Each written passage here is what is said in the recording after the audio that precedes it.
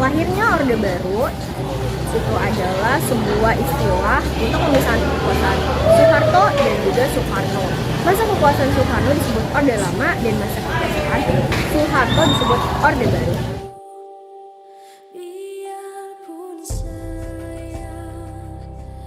Orde Baru lahir sebagai upaya untuk mengoreksi total penyimpangan pada masa Orde Lama, penataan kembali pada aspek kehidupan rakyat, dan menyusun kembali kehidupan bangsa untuk menumbuhkan stabilitas negara. Pasca terjadinya peristiwa G30 SPKI. G30 SPKI menimbulkan trauma yang mendalam. Setelah peristiwa itu terjadi pembantaian massal kepada anggota-anggota simpatisan PKI, Partai Komunis Indonesia, dan itu sangat mengakibatkan trauma yang mendalam kepada Indonesia. Polarisasi sosial. Masyarakat Indonesia pada saat itu terpolarisasi oleh kelompok-kelompok politik dan sosial yang berbeda-beda. Terjadi ketegangan antara pro-komunis, pro-militer, serta kelompok agama dan juga nasionalis. Hingga ada rehabilitas sosial dan ekonomi.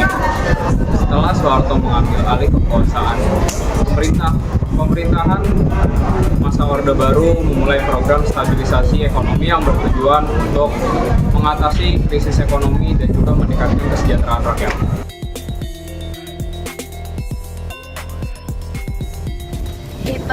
Inflasi sangat tinggi mencapai lebih dari 600% per tahun.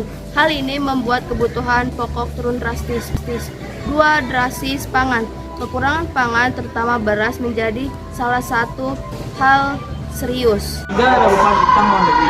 Pemerintah udah lama meninggalkan beban utang luar negeri yang cukup besar, baik dari negara barat, Uni Soviet maupun sekutu.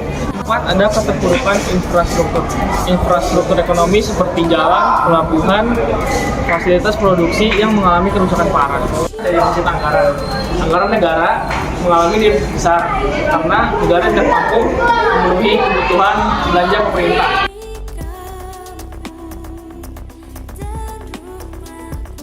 Peristiwa G30 SPKI ini dipimpin oleh perwira militer yang terkait dalam Partai Komunis Indonesia. Peristiwa ini mengakibatkan 6 jenderal Angkatan Darat meninggal, dan peristiwa ini mengakibatkan sebuah kekacauan dalam situasi politik. Pada Maret 1966, Soekarno memberikan surat perintah 11 Maret kepada Jenderal Soeharto untuk mengambil langkah-langkah untuk membangun stabilitas negara. Aklamasi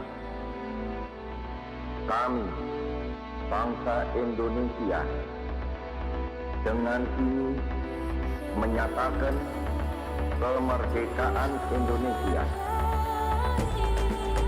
Hal-hal yang mengenai pemindahan kekuasaan dan lain-lain diselenggarakan dengan cara saksama dan dalam tempo yang sesingkat-singkatnya.